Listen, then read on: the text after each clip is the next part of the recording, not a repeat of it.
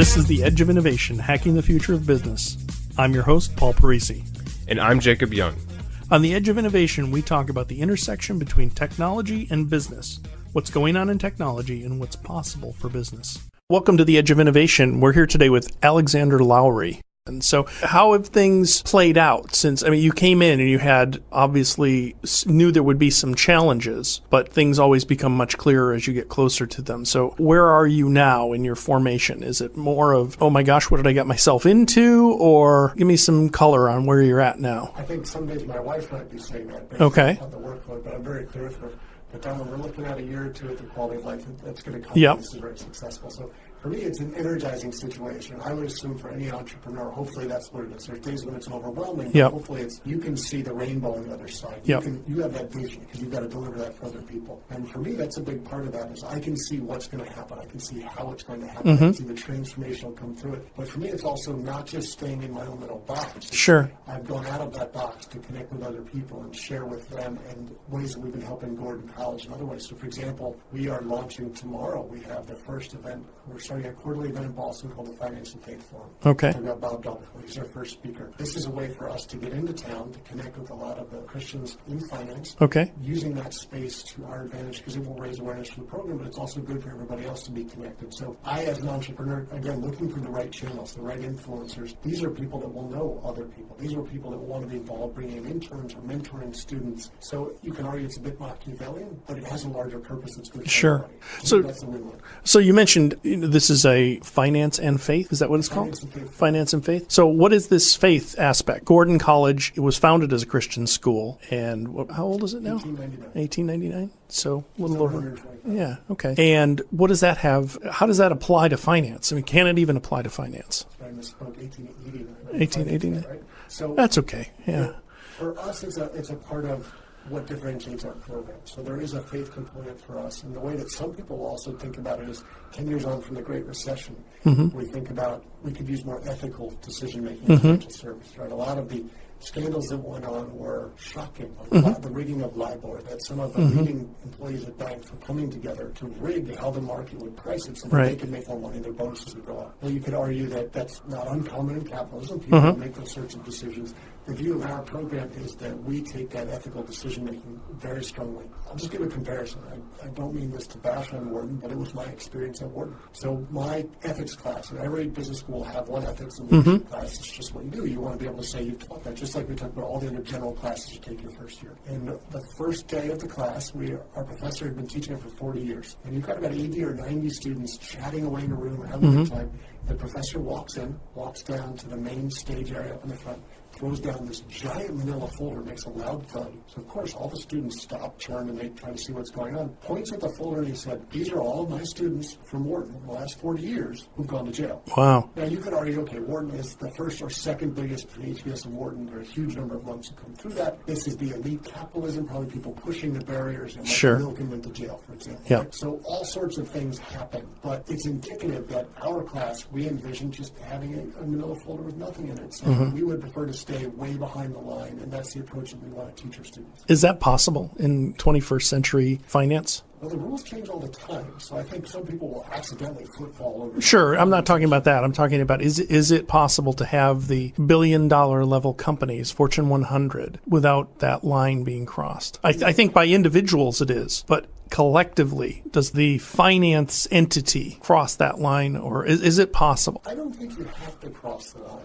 You might say to make the most profit, you'd have to cross the line. But that's when you get into thinking about who are your different classes of people that you're trying to satisfy. You're mm-hmm. only worried about your shareholders. They would mostly care about maximizing profits. Now, you could argue avoiding lawsuits and leaving some money on the table. Maybe that's better for the long term. Goldman Sachs used to have the term long-term greedy, which they don't use anymore. And the assumption being you wouldn't want to take all the money from your clients. They continue doing good over time, and they'll pay you a lot more. Right. There are some finance companies out there who are very intentional about, we would rather not take some business because it crosses an ethical line for us. Social impact investing is mm-hmm. an example. People talk about not investing in sin stocks, but in reality, sin stocks make a lot of money. So mm-hmm. maybe you're leaving money on the table by not investing in them. So you can set your own limits and set your own boundaries. How you then manage your employees to stay within those is an interesting challenge. At places like JP Morgan, where you're talking 250,000 people. Wow. wow. The hugest organizations. That's a hard thing to manage. Right, that's what I'm wondering, exactly. How do you police that? So I'm wondering about the challenges of if you come into a situation where you want to behave ethically, and you may indeed do that, but others around you, maybe a wall away, so you don't even see them, are behaving unethically. So there's these tensions because it's not in their nature necessarily. It's not in anybody's nature to behave ethically. It might be nice, but I'm just wondering how, as a society, obviously if more people took a finance course at an organization that maybe taught a little more ethics than saying, here's all the people that have gone to jail, to sort of, here's how to avoid jail as opposed to here's how to do it right. What are your thoughts? Well, first, I'll give you just a quick story. Yep. So if you have to go find an accountant, do you know how you find the right one? Mm-hmm. You ever heard this? No. So you go and interview the first person. Say, what is 2 plus 1? He says 3. So you're very smart. Thank you. Let yourself out. Interview the second person. What is 2 plus 1? He says 4. You say, you're not very smart. Please let yourself out. You ask the third guy, what is 2 plus 1? He says, what do you want? So everyone sets their own line and their own standard. And I know that you can't police a whole organization. So at JP Morgan, we were setting up standards. We were setting up processes. Right. The point was we were trying to catch the bad actors. Okay. You cannot guarantee there'll be no bad actors. There are always people looking to push it because they have different standards. Right. They have different ethical approaches, however you want to think about it. What you can try to do is, I tend to think of it as we're working on a micro level, and that micro level can grow. And over time can become a macro level. I see. So if we can the way we think about it is we want to put our graduates out with a certain perspective that in 5 or 10 years it would be successful for me to see that they have been getting promoted, that they are mentoring others. That sphere of influence is growing and changing, and you hopefully make a move in that, but that's a long-term situation. I don't think there's a quick fix to it, but at the end of the day, I can't control what the person's doing next to me. If I have my own personal rules and standards, I have to accept that there's going to be cost implications of this. I might get lower bonus.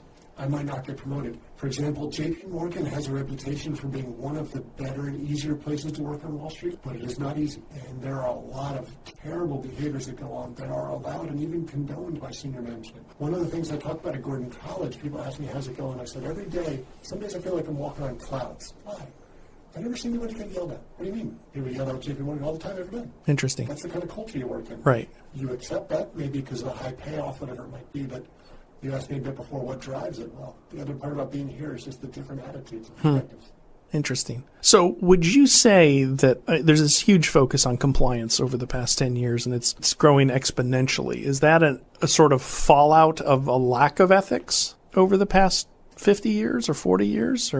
But I mean, 40 years ago, if you said you had to write a rule compliance book that said you're going to say what you do and do what you say, people would have looked at you like, what, are you crazy? Of course we do it's obvious that we would do that. So where are we now, where we have to write down the fact that when the baby is crying, I'm going to go and give them a bottle, or when the baby is running towards the hot stove, I'm going to stop them?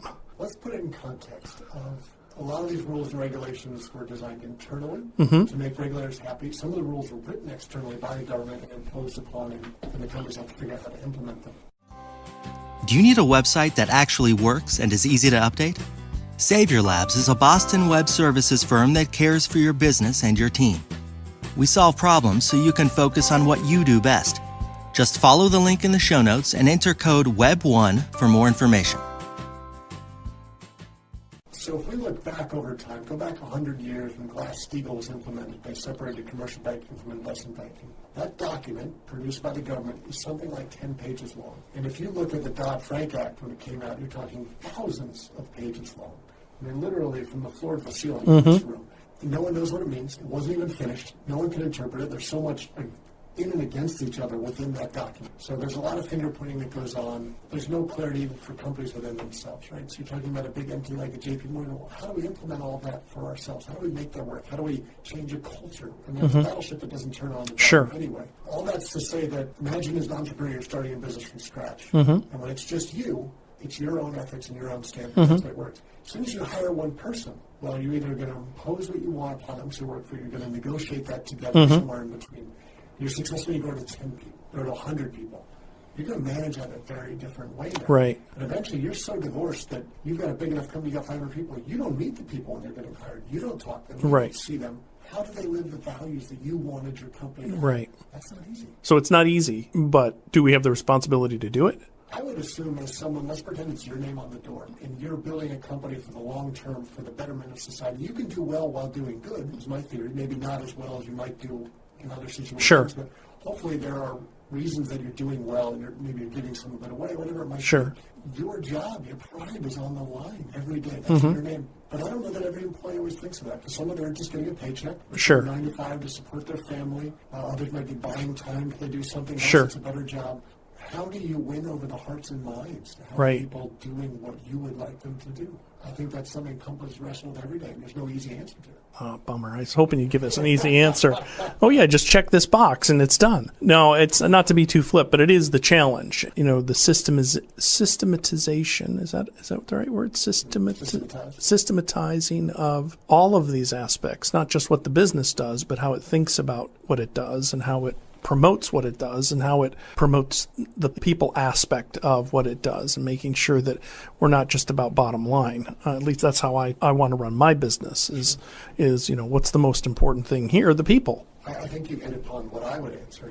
I think it's all about the individual. So let's take Southwest as a classic example. Everybody wants to be Southwest, and their CEO will let any company come in at any time and benchmark it. So you can see whatever our processes are. I don't care, because you can't duplicate our people. Interesting. You only get hired at Southwest through referral. That's the only way you can get hired. So they have worked really hard. Think about when you go fly with Southwest versus other airlines. They're generally a little bit nicer, generally a little bit happier, and they're genuine. Yeah, actually. Exactly. So what will happen is the flight attendants are staying overnight in some city, and they'll go out to Applebee's for dinner, and they really like the server or the hostess. And they'll say, hey, can we give you an application? We'd love for you to apply. Interesting. That's the way they hire. Wow. Think about it in the same way of I'm a manager, and I get to hire for my micro team. My boss might have a very different personality from me. Sure. We might want to hire different types of people. I want to bring my own culture, my own values. I think that's the way a lot of companies work.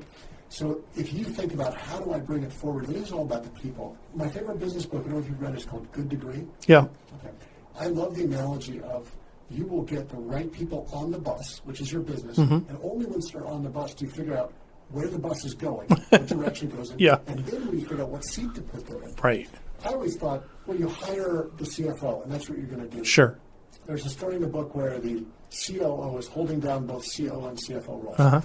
He's trying desperately to hire a CFO. And the CEO walks down the hallway, sees him, and says, how are you doing on the hiring? He said, you know, I found somebody that I think they're going to be okay. I think they'll be good enough. CEO turned on a dime and he said, that is not good enough. We will do whatever we have to do to find the right person, knowing that hire is critical, especially a senior role. But think about even at a small company, your company here, if you hire someone who maybe is the opposite culture from everybody else, and cancer is a bit extreme, but really could change everything dramatically. Every hire is crucial. And I think there's so many people out there who are willing to hire someone to check a box and say, okay, kid, you've done this job before. We'll just hire you, we'll put you in there, and I can move on with my life. As a manager, I feel like my job is to know my people so that they feel trusted and valued, so that they're ready to give feedback when I need to give it to them. You can grow and develop them. I feel like that's part of my job, is to share with people to grow and develop for their own careers, no matter how long they're in my role. Yeah. I think one of the biggest things that I'm learning lately is how much I have to change and learn to change in the things I'm doing. Was more of the attitude, well, I'll hire really great people and I'll have them do things, but I really need to learn and understand things in a way that I might have been vacating a little bit too easily. So as you're developing this business, there's going to be things that you didn't know how to do. And it would be really tempting to go off and say, oh, I just find somebody that can do that. But you really need to understand it and own it, and then find the right people to do it. And I think this comes back to what we were talking about earlier about that board of advisors. Yeah, exactly. So if you have people in their camp that have been there and done it before, I think about entrepreneurs, these are people that got the stars and have the T-shirt. Right. Yep. Someone who can help me learn. Now, as an entrepreneur, I always feel like I'm going to fail. And fail might be an extreme way to say, I'm going to fall down. I'm going to get hurt. Right. But as long as I fall forward, I make progress. Right. Or as long as I keep getting up, I'm making progress. That's a successful entrepreneur. The person keeps getting up enough times. But again, like my first job, I don't have to do this on my own. Right. There are a lot of people. I can read books. I can listen to great podcasts. I can have people in my corner to bounce ideas off of. For me, it's thinking none of this is easy. Like we were just talking about, how do you get people around you to help you? Either they have the same values or some people who don't, to challenge you and say, is that really that important? Do you need to do that? All right, cool. So we've been talking with Alexander Lowry of Gordon College, and I'm not going to try and the executive director, Master of Science Financial analysis. You're going to shorten that by with 5 years from now, you're going to have a different title that's going to be shorter. That's one of those discoveries during the marketing of it. So we covered quite a bit. Is there anything you'd want to touch on that we haven't covered? I would say that for someone thinking about being an entrepreneur, there are different ways to go about it. Uh-huh. And I think in these day and age, people think startup, sexy, I'm going to build a unicorn and get $1 million. That's well and cool. That's very hard to do. Most people don't get there, but even a different approach. So you were talking about me as an entrepreneur today. I don't know that everyone would see that. Mm-hmm. Because you can do it in, I'm going to call it a risk-averse way. So I am, by definition, my risk tolerance, especially now that I'm a father, has changed from what it used to be. But this is a new business, but it's a business with support. So I've got an established name behind me. I've got a good brand. I've got resources, as opposed to me walking on the street, hanging up a shingle and starting something from scratch. Right. So people can go about it in very different ways. And maybe their tolerance changes over their life. Maybe as they've learned and tried different things, their approach is different, or whether you have the right partners with you or not for support. So there's no one way to be an entrepreneur. Right. I would just encourage people, it's like, find what works for you. What's your way? Excellent. Now, this won't be aired for some time, so this will be after the Bob Dahl event and maybe even after the next one. What's after Bob? Do you have another one planned? July 19th, okay. Wai Kwong Sek, who is the CEO of State Street Asia. Okay. And he was also the CFO of Singapore Stock Exchange. Okay, so really a low performer. Really hasn't done anything in his life.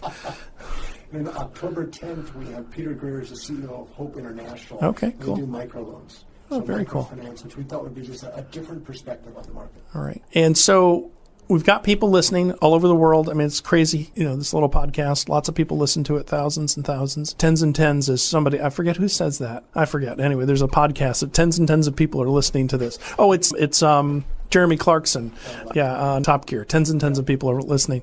But you have an opportunity for undergrads to consider getting into finance. And they've got a cheaper way to do it by coming to Gordon. Better, faster, more affordable. Better, faster, more affordable. Yeah, I mean, and it's substantially shorter. I mean, it's half the time and like a quarter of the price. That's a big deal. I mean, we're not talking $1 here. We're talking $30,000 compared to $150,000. And then you've got professionals. Both companies could offer this to their employees, or if you work in a company that has tuition reimbursement, this is a great opportunity to get it done in a year. And as one of your people said, it's a reverse commute, so it's a lot easier to commute up to Wenham as opposed to going into Boston. I mean, just that time and that stress would probably make it easier.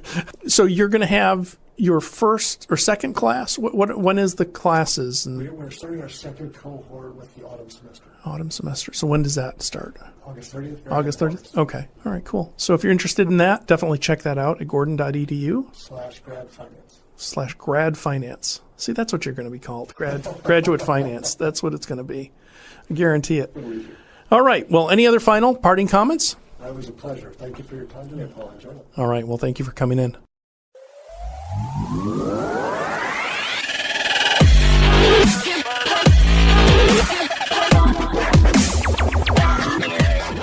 The Edge of Innovation is brought to you in partnership with Savior Labs. Savior Labs exists to help businesses mature and strategize for the future. Learn more about Savior Labs at saviorlabs.com. Thank you for listening to this episode of The Edge of Innovation, Hacking the Future of Business. For the show notes and more information about Paul, please visit paulparisi.com. The Edge of Innovation is produced by Jacob Young in conjunction with copious amounts of coffee. Music on today's episode was from bensound.com. Paul can be found on Twitter at pdparisi and on LinkedIn at linkedin.com/pdparisi. This episode, like all our episodes, is transcribed and available at paulparisi.com. Thanks for listening, and we'll see you next week.